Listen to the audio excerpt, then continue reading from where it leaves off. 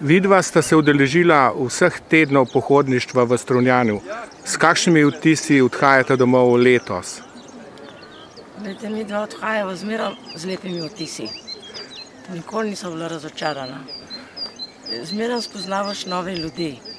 Velikokrat se srečamo z istimi, ko smo že bili skupaj na pohodu, pa vedno pridejo tudi novi, ki spet spoznaš. In zmeraj so lepi vtisi, ne vem, pa kraje, Janez, zmeraj najdeš še kakšno drugo novo pot, ki še nismo prehodili, čeprav hodva že veliko let.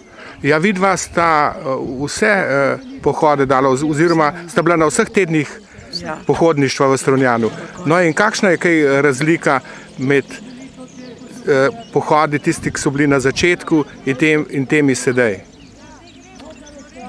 Kako se je pravzaprav to začelo? Katerega leta? To se je začelo iz leta 2007, je organiziral nordijsko hojo, tečaj nordijske hoje. In takrat smo mi dva se prijavila na to hojo in so bila zadovoljna, ker res Janez je tak pozitiven človek, mislim, ne vem, ker potegne človeka v to.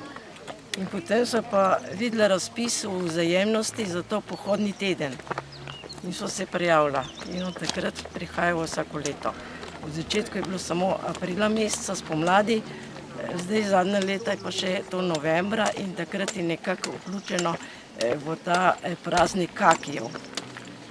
Tudi to takrat nas privlači, potem še nabavimo kakije, pa malo gremo na ta praznik, si ogledamo, kjer so razstavljene razne kulinarične stvari, ki se tle pridelujejo.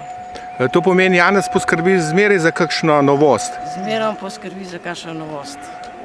In mislim, da je zmeraj pestro, da ni enolično. Hvala lepa.